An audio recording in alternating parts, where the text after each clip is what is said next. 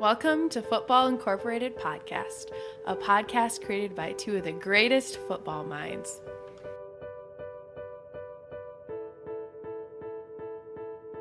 Hello, everyone, and welcome to another episode of the Football Incorporated Podcast. Once again, I'm your host, Cody Kirsten, here joined by my good friend, Patrick Arthurs. Patrick, how you doing today? Doing well, man. Today's a great day. Today is a great day. We had an absolutely fantastic week of free agency trades. There's so much football talk that we're going to do today. It's all on free agency. We're going to talk about free agency, the Browns, Odell Beckham Jr., what are the Giants doing, what are the Steelers doing, the Jets, anything big news that happened this week, we're going to talk about it. This may be a little bit more of a lengthy podcast than our 20 to 30 minute ones, but there's a lot of information we want to break down, and this is going to be our only episode of the week, so this one's going to be a little bit longer than usual. And yes, and keep in mind, all these moves have huge implications on the playoffs, for rosters, you name it. So, very important episode in terms of the importance of the league. Oh, yeah, there's a lot of good stuff that happened. So we're going to start off right off with the back with one of the biggest signings of the entire offseason. We're Le'Veon Bell. Wow, what a signing. I have to say, the New York Jets significantly helped Sam Darnold. They improved this offense greatly. But I guess the one thing that's going to go unnoticed here is Le'Veon Bell said all last year. He sacrificed $14.5 million, and he's now making below market value terms per year on his contract. And if you look at my Twitter, I thought he was going to make close to like $16 to $18 million because that's what he wanted from the Steelers. I think at this point it was now just him wanting to get out of that Steelers organization and move on to a different one that was going to pay him more guaranteed money in the $30 million that he has now. And I guess the success of Le'Veon Bell, it's really determined because if you look at his situation in Pittsburgh, you had Antonio Brown and Ben Roethlisberger, two talented players. Now you're playing with an unproven rookie, an unproven roster in general, so we're going to see how this goes. I think that's a really big signing for the Jets, and I don't think they're going to be in playoff contention again. Yes, Sam Darnold does have a big arm, but he still has a lot of work to do, and I don't think with Le'Veon Bell being there, he's not even going to have – I mean, Le'Veon Bell is going to have an impact, but I don't think that it's going to make a big enough impact where they're going to make the playoffs. I think they're still 2-3 years out with Darnold, and with the quarterback throwing that many picks and still being that underdeveloped, I still think that they have a couple years away before being a playoff contention and runner-up in a team. But if they keep making moves like this, and if they keep signing big-name players, big running backs to help Darnold, to help that offense, to help that team, then I think the Jets are going to be in conversation as we talk about playoff contention in the next couple of years. Next year, they'll probably go 8-8 or 9-7, and they'll miss the playoffs. I don't think they're going to be better than they were last year, but they're not going to be great. I agree with you. I think at the end of the day, yes, the Jets did a lot of really good things this free agency. Le'Veon Bell. They also signed Jamison Crowder in free agency, a very good slot wide receiver. He's going to be a reliable target, but the real question is, who's going to be that opposite deep threat to Robbie Anderson and that wide receiver? I agree with you, and in our mock draft, we have them picking offensive linemen to help Darnold in that offense, but if they can get a receiver now, yeah, that offensive line is important, but now I think they really need to start jacking up their wide receiver core so Sam Darnold can have these really big, deep threats he can throw to and a great running game. I think if they nail the pieces together on this, that they can be a good team next year. I just don't see them really doing it right now. I think they're still a couple years away. I tend to agree with that. However, I think they could be a playoff team, and I know this is going to sound crazy me saying this, but the Jets should take a gamble on DJ Metcalf in this draft. He's obviously the best player in the draft, and I think he possesses he has great hands, and I think that's what Darnold needs, frankly. Yeah, he's like a linebacker playing a wide receiver. So I think that would be if they can get him, then I say they go ahead and get him. Okay, Le'Veon Bell, I think that's a great move for the Jets, and they're going to have a solid running game for the next couple of years. Now we're going to move on to another big name free agent signing, Danny Amendola. No, I'm just kidding. We're going to get to him later. We're going to talk about Odell Beckham Jr., and he went to the Browns for basically pocket lint. I was frankly shocked after this trade because if you look at what the Browns gave up, you give up Jabril Peppers, you give up a first-round pick and a third-round pick. And you look at that trade, that's a steal for Odell. Yeah, I can see the Browns with the signing of Odell, with the signing of their couple new defensive players. I think the Browns have had the best free agency by far out of any other team. Yeah, the Jets signed Le'Veon Bell. The Packers signed some good defensive players. Chicago had a good one. But I think the Browns, by far, they have really stacked their team in favor of making a playoff run next year. They're going to win the AFC North, I think, outright. I honestly can see them going 11-5 next year, or even 12-4 if Freddie Kitchens can do his job. Because with Baker Mayfield, he's on fire. Odell Beckham Jr., Jarvis Landry, that solid defense. I think that they're going to be in really good contention next year. And I think really the big key for the Browns is how can Freddie Kitchens manage all these egos on this roster? That's a huge question. He has a real task ahead of himself. But if he can, this team is legitimate. They could be Super Bowl contenders. Yeah, honestly, that's crazy to say. But, I mean, if you look at the rest of the AFC, there's the Texans, the Patriots, the Jaguars maybe with Nick Foles, but we'll get into that later and how I think they're not going to do very good. But I think they're going to win AFC North outright. I think they can get a first-round bye, and then they play a couple games and they're in Super Bowl. I know that's crazy to sound like, but if you look at this roster on paper, it is like a Madden franchise team right there. It's really crazy, and I think, frankly, what the Browns are doing, they're going in the right direction. And really, you have to credit their GM, John Dorsey. Yeah. And really, he inherited a lot of draft picks. And sure, you can say, well, the previous regime gave him these resources, but he knows how to scout talent, and he's doing what the Rams are doing with Jared Goff. Spend big money on offensive players, build your offense, win championships. That's what they want to do. Yeah, exactly. Plus, they signed Sheldon Richardson, too, which is a great defensive player. That defense is going to be stacked. This is crazy to say that Cleveland might be in Super Bowl contention, but great defense, great offensive weapons, the best receiver in the league with one of the best fiery,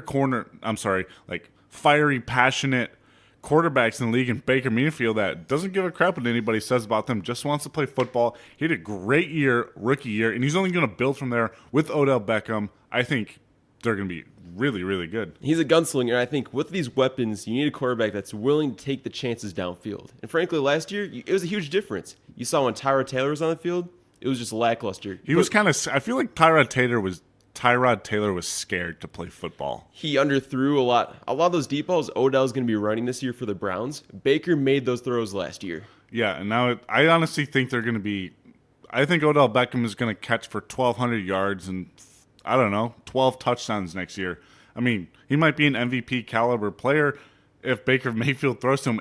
With Odell Beckham and Jarvis Landry back on the same team, that is a huge offensive weapon because they're both – top-tier receivers. You have two of the best receivers in the league on your team, and that's crazy because Jarvis Landry has always been really good. Odell Beckham has always been really good, and them two on the same team, that's going to be a really good thing. That reminds me of back when Chicago had Brandon Marshall and Alshon Jeffrey. Oh, yeah. Alshon Jeffrey, not really a big household name, but when he played for Chicago, him and Brandon Marshall, both of them were the two lead receivers together that had the most yards out of any duo in the NFL, and that made Jay Cutler's career so good. So I think now, I meant just with that year, Jay Cutler looked really good. Not really his career, but with that year with those two players and that strong running game in Matt Forte, they had an amazing year compared to usually their other ones, and that was a fiery offense. The only thing that let them down was their defense that year. But now the Browns have a solid core defense and a really, really good wide receiver core and a good quarterback and now a good running game. Exactly, and I think, number one, you had Nick Chubb on the roster already. Frankly, when Carlos Hyde was there, Hugh Jackson gave a lot of carries to Carlos Hyde, which is a huge mistake. But when Nick Chubb got those carries, he was amazing. And I think with Freddie Kitchens continuing to utilize his skill set, really the sky's the limit. And also we have to add in Kareem Hunt. Yeah. Oh, yeah. That's going to be a fiery, potent offense next year, and I don't know what teams they're going to beat.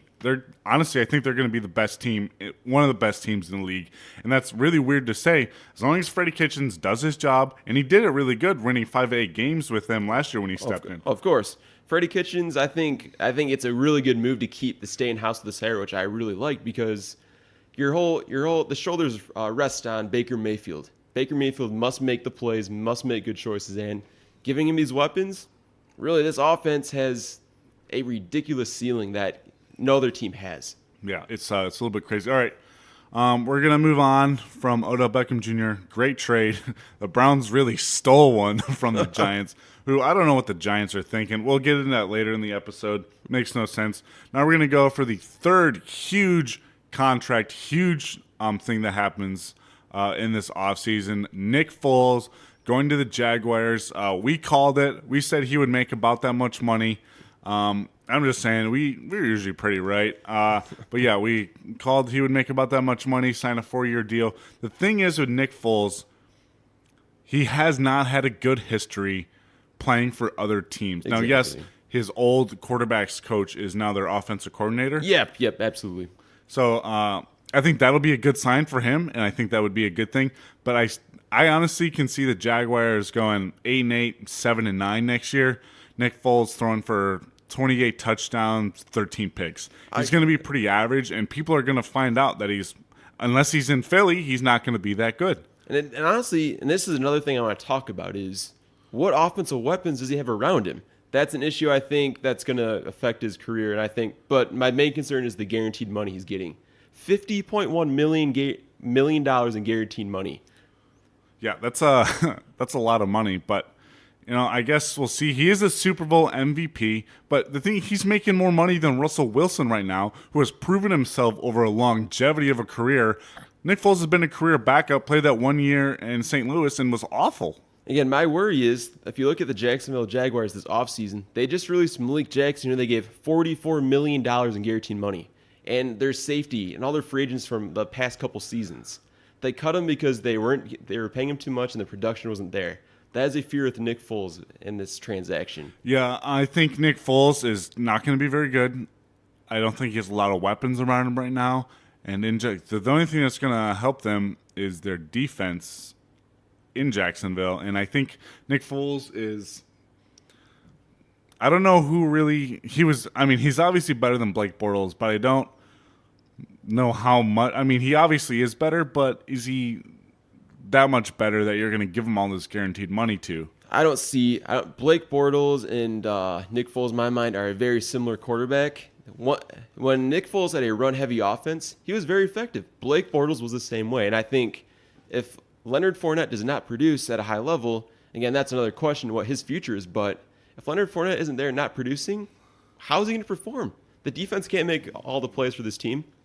Yeah, exactly. With Leonard Fournette, I think that'll be a good, solid run game for Blake Bortles, but I don't see any really big-name receivers on that team that is really going to help him throw the ball downfield. So maybe because it is a run-heavy offense and a defense-heavy, maybe he will look pretty good. But I think once you make him start airing it out a lot more, yeah, he had that good game in the Super Bowl. But besides that, that's an outlier, I think. Yeah, he's really just an average quarterback in my mind. He doesn't have the ceiling of Tom Brady or heck, even Pat Mahomes. Nobody has a ceiling of Pat Mahomes. That's exactly. And he's a little bit better than Alex Smith or Blake Bortles. So that's where I rank Nick Foles. We're going to talk about the big, huge name signing in the Redskins, Landon Collins. He got a massive contract. It was just ridiculous. The Redskins gave him 6 years, $84 million, $45 million guaranteed in the first 3 years. That is some astounding numbers for the position he plays. Yeah, he's good at what he does on the field, which is, no doubt, but I don't think Landon Collins was worth Redskins that type of money from the Redskins, because now there's going to be a pretty big cap hit for the next several years. I wasn't a huge fan of this signing. While I think he's a really good player and he's been very productive the last couple of years, he was very injury prone last year, and frankly, I think he's a very similar player to Jabril Peppers, not really a ball hawking safety, more like an in the box type safety. Yeah, there's no doubt that both of those players are pretty good, but Jabril Peppers doesn't make near as much money as Landon Collins. Yeah, he's a pretty good safety, and he does play really well with the Redskins. I'm not saying that he's not a good player. That's not what I'm saying right now. I'm saying that the Redskins gave him too much money for the market right now for that position. Way too much. I would have given him maybe $10 million. I would have maybe given him $10 million a year, but frankly, giving him $45 million guaranteed for the first 3 years, that's just paying him way too much. Yeah, that averages out to the first, how many years did you say? First 3 years of the contract. So that's $15 million a year guaranteed money. Yeah, I don't get what the Redskins. Now I get the Redskins need someone back there because the Clinton Dix experiment didn't work back there. Mm-hmm. And I think that's a good signing for Chicago. We'll get into that second, but I think that's a big mistake by the Redskins. I mean, I guess if you need to hold on to him, that might be a good thing to get other teams to not sign him. And again, I think it's all dependent on how this contract is structured after those first 3 years. If the team has majority control of that contract, I don't have a problem with it. But those first 3 years, they are going to be tied up with the cap space. Yeah, they're going to be really tied up, especially if you're paying a safety that much money. Next up, we're going to talk about Trey Flowers in that massive contract the Lions gave him. It's 5 years, $90 million, $28 million signing bonus. Now, that's a really big contract. It averages out to $18 million a year. But the way that it's structured, he only is going to make less than $1 million next year with that huge signing bonus that he had. I think that's a good player and a good fit, but that's still a ton of money to give him over 5 years. I get what the Lions are doing here. Frankly, the Lions have had a pass rushing issue the last couple of years. Ezekiel Ansah has been injured often, but this signing does make sense because he's familiar with Matt Patricia's system. He's very versatile. So I mean, it's a good fit for the Lions. Yeah, I think so as well. And I think that he's going to wreak havoc on all the other teams that play, and especially people, the Packers, the Bears, and the Vikings. They're gonna fear him over the next year. Now, I don't. According to this website, he's the fourth highest paid player in the fourth highest paid defensive player. So the fifth. Trey Flowers contract, only 4 defensive players paid more. Wow. I think that's what's kind of risky. I don't think that Trey Flowers is a top 5 defensive player in the league. However, I think based on this free agency market, he clearly got the money he deserved. Oh, yeah. This has been a good free agency market for free agents because, I mean, the Lions are going to pay him, so he might as well leave the Patriots, and maybe he'll go back later. He's only 24. Maybe he'll go back later for a little while and maybe play back with the Patriots to try and get another wing. But right now, it's his chance to make $90 million in 5 years and 56 of that guaranteed. Huge contract. Big signing, and the Lions have made a lot of good signings. They signed Jesse James and Danny Amendola, which I think will be pretty good fits in that offense. And I think especially with the Danny Amendola signing and Jesse James, again, I think the Lions did a good job at addressing the needs that have been really bad the last couple of years, and tight end is no exception. I mean, who was really their tight ends last year? I'm pretty sure the average fan couldn't name a tight end who had really good season for their team last year. Yeah, and especially ever since they got rid of Eric Ebron, and he's now thriving in Indianapolis. But I think big signing, huge thing. The Lions are doing the right thing. Will they win the NFC North? No. I think Chicago still kind of one-ups them because they were just so much better than everybody in that division last year in the NFC North. I think Chicago, I don't think they're going to go 12-4. I think they're going to go they went 12-4 last year, right? Yeah. Mm-hmm. Yeah, that's what I thought. But they're going to go 10-6 or 11-5. I think they're going to decrease. They got rid of some players and they signed a poor kicker. That's something for a different day, different topic. I'm not going to go rambling on about that. But Trey Flowers, good fit with Matt Patricia since he played for him before. He knows that style. The only issue is that he's making more than I think his market value is. And that's something we've been seeing consistently through this offseason is players making more than their market value, which I don't think the players mind, but that's going to take a cap hit. I think it just shows how desperate teams are to win championships. And frankly, I think a lot of teams are going to suffer because of these free agent signings because you can't build a championships team through free agency. All the Super Bowl teams have done it. Unless you're the Patriots. Yeah, exactly. Because they do it, and they get rid of everybody every year, and then they just re-sign a bunch of people, and then get rid of them. The only consistent person on that team, for a long time has been Tom Brady and Bill Belichick. That's, If you look at what the Patriots are doing, this is a smart move by the Patriots because they understand they can draft a rusher that's as good as Trey Flowers in the draft.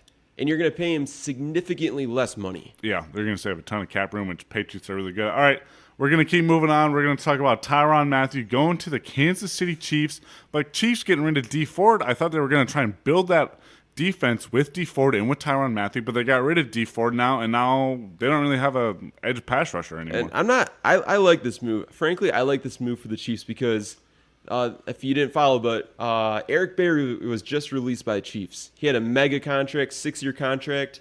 You get a cheaper. Well, in the short term, the cap hits a little bit more, but in the long term, it's a lot cheaper than what you're going to pay for Eric Berry. So I think it's a good replacement. His contract is 3 years, $42 million, which is a lot of money, but I think Tyrann Mathieu has definitely proved himself in the league to make that much money. I think absolutely, and I think if you look at his time in Arizona, he had a really good time, but obviously a lot of injuries. But I think the time he spent with the Texans, that 1-year prove-it deal, he proved that he's still an elite safety in this league. And I think it's a good move. It's a really good move for the Chiefs to sign him.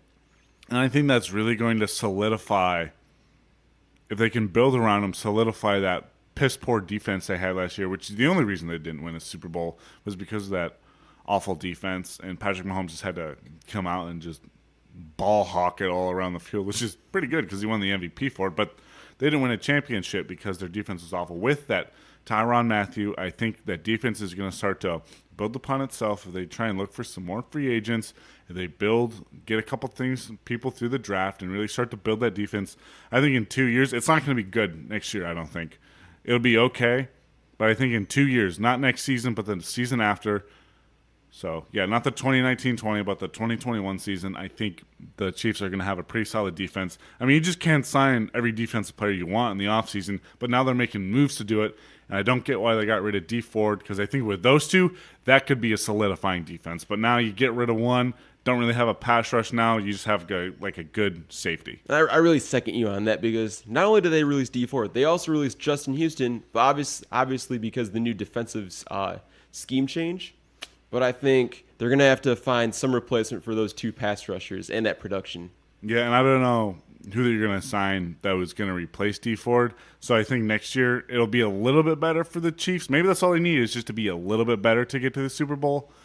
But I still think that their defense is not going to be very good.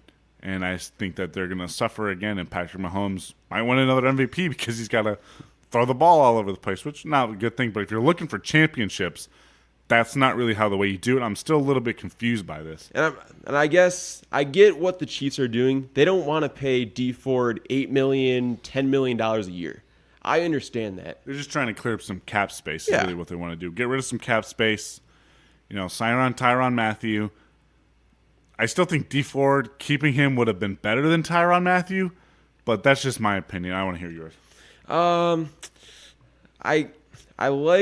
I think they should have kept him. However, I think with the cap space issue, I don't think they have the cap to keep Dee Ford in the roster. Yeah, if you would have Dee Ford or Tyrann Mathieu, who would you rather have? Oh, probably Dee Ford. I think he's proven himself more, and I think Tyrann Mathieu has been injured more. And who knows, maybe he'll be injured next year. Who knows? But I still think Dee Ford would have been a better just to keep him on the team.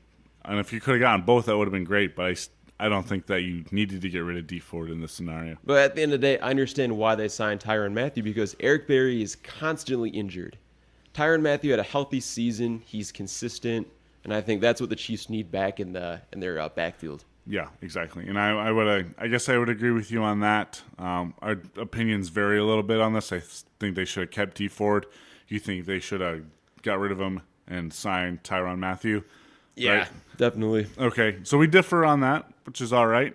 But we are going to move on now. I think that's a big name signing, and I think the Chiefs did do a good thing in signing Tyrann Mathieu. I just think they still could have kept Dee Ford in there and had a solidifying defense and a core to that defense that they can build upon. But we're going to move on. Now we're going to talk about Anthony Barr. And Patrick knows a little bit more about this topic than I do, so I'm going to let him go ahead and take the helm on Okay, this. so the history behind the Anthony Barr signing with the Vikings is actually quite interesting.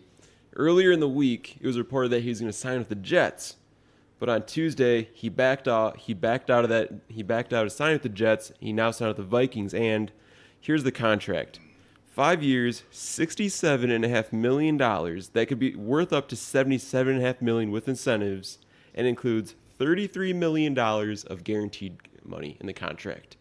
And with this contract, I think Sure, I think he's being a little overpaid, but if you look at their defense, they now bring back 10 of their 11 starters from last year. So This is a pretty good thing. That's going to be a pretty solidifying defense, and that core is pretty much the same as it was last year, which is a really good thing. And also, he's a great all-around linebacker. He's very versatile. He was a great pass rusher. He's great in coverage. He really fits the modern-day NFL when it comes to linebackers nowadays. So, good. It's a good sign. Good that Minnesota's keeping their own talent in-house. Yeah, I think when he was originally going to go to the Jets, I was like, wow, like, that's actually very surprising me. And then he backed down and re-signed with the Vikings, which I think is a good idea on his part, to be back with that organization, be back with that defense and that core that he knows already. I think that's a good thing for him, and I think it's a good thing for that team in the long run here. And also, I think a lot of his production over his career has been with the Vikings. Obviously, his whole career has been spent with the Vikings. He's familiar with Coach Zimmer's system. I think that's so important in the NFL. When a free agent signs somewhere, it's not about the money, it's about fit. And frankly, this is the best fit. Sometimes it's about the money. Well, obviously, most people want the money, but I think what often goes unnoticed is the fit for the franchise and the player. And I think this is a really perfect fit for Anthony Barr and the Vikings. Yeah, I think it's a good idea. He's staying with the Vikings. It's a really good thing, and I think that defense is still going to be pretty good with him. One of the biggest free agent signings, and we're going to roll this into the Oakland Raiders and what we we think Antonio Brown's presence is going to have on him. But first, we're going to break down his contract. It's 3 years, $50 million, $125,000 with $30 million of that guaranteed. If he stayed in, this was actually a really good move by him, because if he would have stayed in Pittsburgh, I just read something, none of that money was guaranteed in Pittsburgh. Now it's guaranteed. Now the Oakland Raiders have a big name guy they can throw to with Derek Carr, with some help with Tyrell Williams. I think that's going to be a good thing for Derek Carr in that Raiders offense. And I think with these moves, I think the Oakland Raiders have solidified that Derek Carr is their guy. Now, if he doesn't produce this year, that's a whole different story, but on paper right now, the Raiders have given him options to throw to. He has no excuses to succeed this year. Yeah, and I agree with that. I think the Raiders are definitely making moves this offseason, and I think, like you said, good move. Antonio Brown seems to be really happy in Oakland. I don't know, I'd be happy if I went from, Pittsburgh to Oakland, California. I'd be pretty happy too.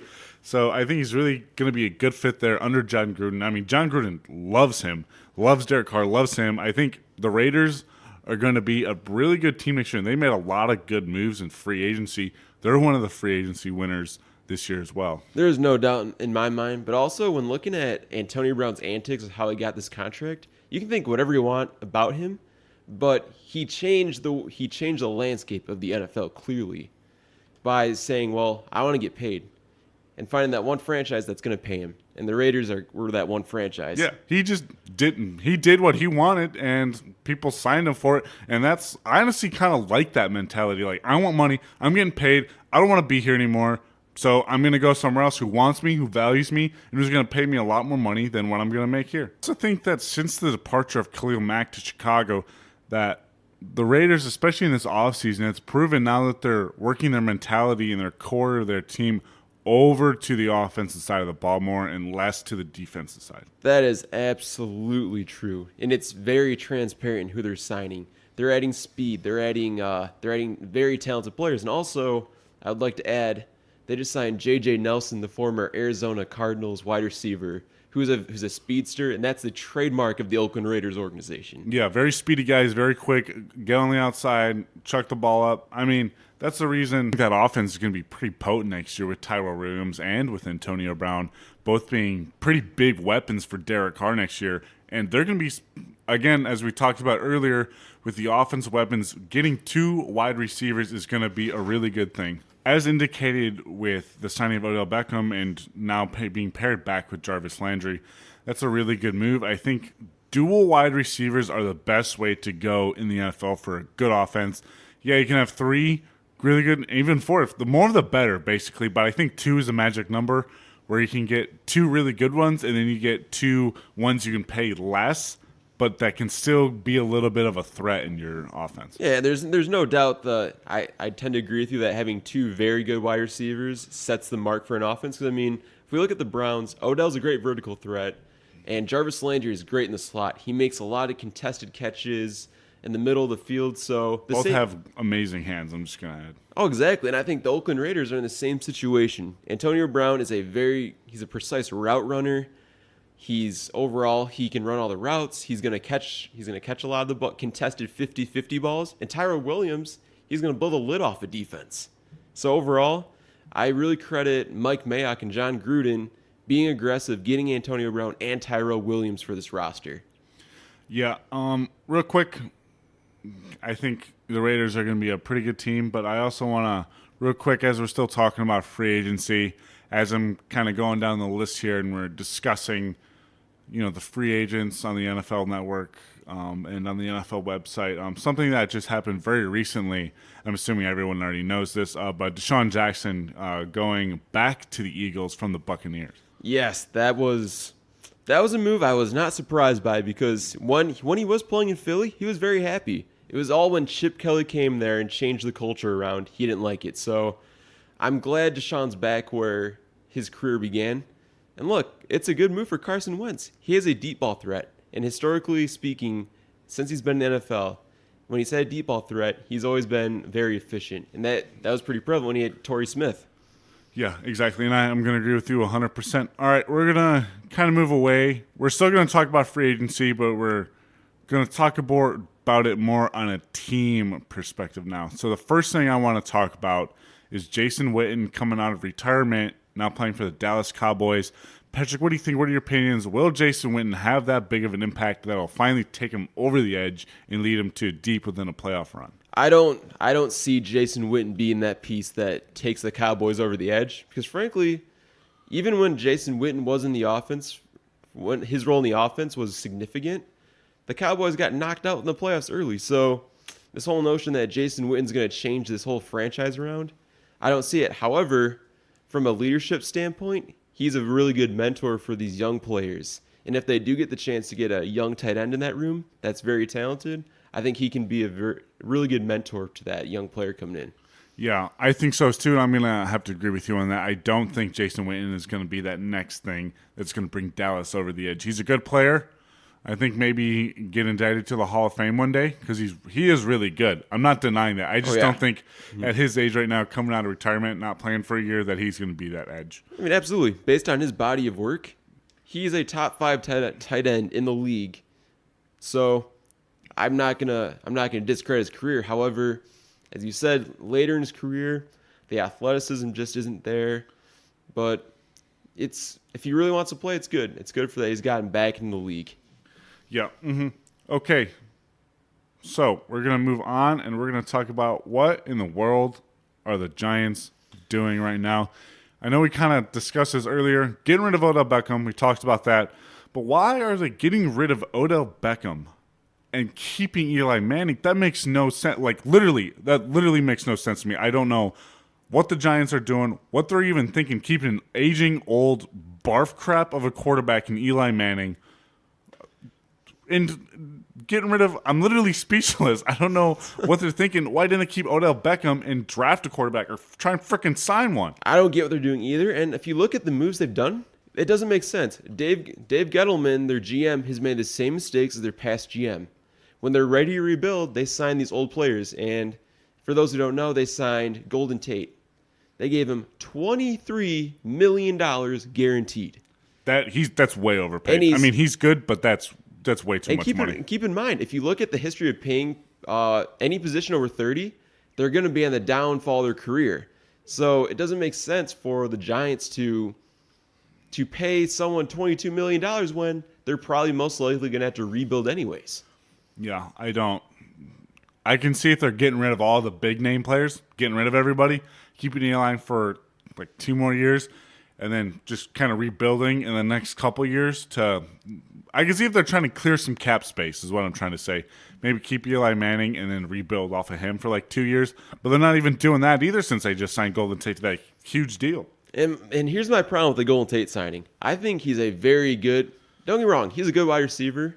during his time in Detroit, I've always felt as if he was a good, he's not going to blow the top over a defense, but he's really good yards after the catch. But the problem is when you get older, that skill diminishes as you get older. So I'm worried about that As contract. evident as, history's been proven through, forever in the NFL. The older you get, the worse you are, and I think that's a big mistake by the Giants. And I think Golden Tate, you'll hear it first, he'll catch for 7 touchdowns with 750 yards. That's all he's going to do, which is good, but is he worth that money? No, I don't think so. And again, I think if you only give $22 million to a wide receiver who's going to get you like 1,000 yards and close to 10 touchdowns. That is the gold. That's the standard for paying wide receivers. That much elite money. Golden Tate's not an elite wide receiver. And really, in my mind, during his time in the NFL, he's really never been an elite wide receiver. Very solid, but not that player that's going to put a championship team over the top. Yeah. One thing I want to add as we're going to move forward here, and I'm going to talk about the Green Bay Packers. They're not going to have a lot of money in the next few years. They signed 3 huge defensive contracts, which is good, but I think down the road, they're not going to have a lot of cap space with these big signings. No, it's not. I don't like it. I personally, if I'm building a defense, I do not like building through free agency. I'd rather the Green Bay Packers build through the draft. And that's what they've done historically. If you look at their past couple seasons, if you look at their linebacking core, even their edge rushers, that has always been the case. And a lot of these free agents, they're really talented, but I'm not sure about the fit. How are these free agents going to fit into the system that Green Bay wants? But obviously the GM thinks it's there, the potential's there, so we'll have to see. Right, next up, everybody's classic thing to do, winners and losers. We're going to start for the losers of free agency. Patrick, go ahead, take it away. Who's the number one loser? The Pittsburgh Steelers. Yeah, they lost big time, losing Le'Veon Bell and Antonio Brown. I don't see where that franchise is going now. But yeah, big losers. You can add. And honestly, in my mind, Pittsburgh gave up Antonio Brown for nothing. They got a 3rd and a 5th round pick from the Oakland Raiders.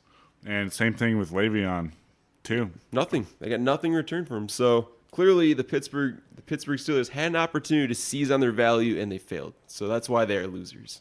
Loser number 2. New York Giants. And for the New York Giants, this is a pretty obvious one.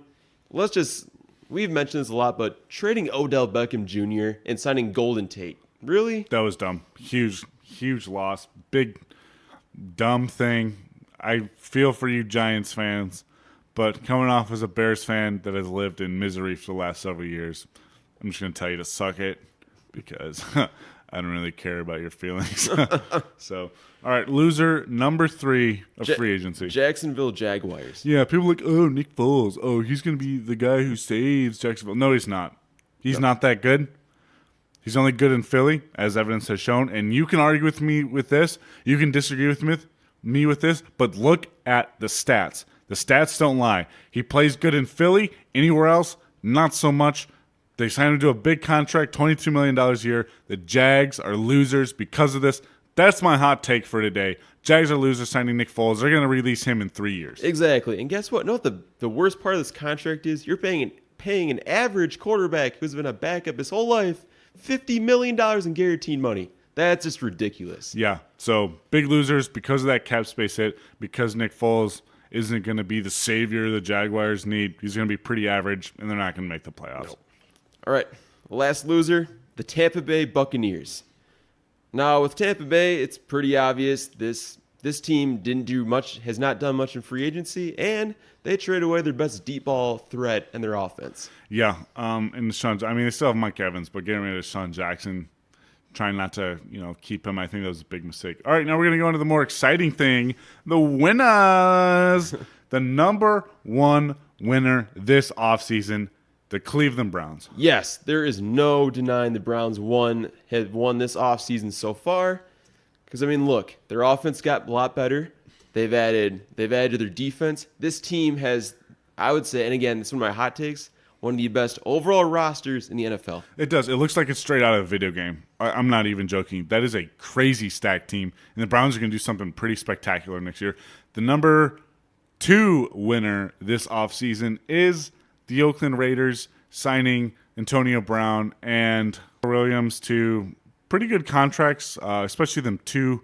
Antonio Brown being the elite receiver, Tyrell Williams being a really good second in that offense. I think the Oakland Raiders are clear winners in this season's free agency so far. Absolutely. They're a more competitive team. John Gruden has stayed true to his promise. He was going to build a winner. This is the first step in building a winning team. Yeah, and I would have to agree with you 100%. The number 3 winner is the Jets. Yes, the New York Jets. Obviously, everyone's going to – the first part is, number 1, they signed Le'Veon Bell, which is really any quarterback would love to have Le'Veon Bell, and Darnold now has that. And with the signing of C.J. Mosley, he's a pretty good linebacker, and that's also going to make that defense a more solid and a more feared defense in the NFL with him in the lineup over there. It's a good signing. Now, the real question is, did they overpay for him, giving 5 years, $85 million? I guess we'll see if that's what it is, but overall, just a good move by the GM. He is on the hot seat, so he had to make some moves, and I give him a lot of credit for that. And the final winner of free agency, the Detroit Lions. Yes, Detroit Lions. As a Lions fan, I can say that. Now, I don't want to get my hopes up, but this is one of the best off seasons that we've had in quite a long time. Bob Quinn has now put his footprint on this organization. He's signing players he wants. Trey Flowers, we need an edge rusher. We got him. So, just overall, great signings by this team. Not to mention Danny Amendola and Jesse James, which add to the much-needed offensive production that we have missed the last couple of years. All right, we were going to end the podcast, but we just got some huge news coming out of Miami and Tennessee. Ryan Tannehill gets traded to the Tennessee Titans and he signs a 1-year contract. Big news, Dolphins don't have a quarterback. Will Jay Cutler come back? No, probably not. But I don't know. This is my first reaction to this.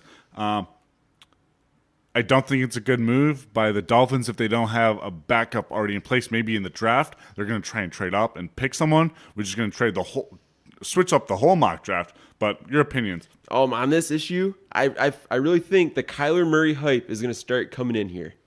I think the Dolphins are going to move up. And again, a lot of teams have done this in the past before. The Eagles trade from 12-2. My opinion, the Dolphins are going to trade from 13-1 to get Kyler Murray. I think so too. They're going to try and pull something off. They're going to give the Arizona Cardinals a bunch of picks.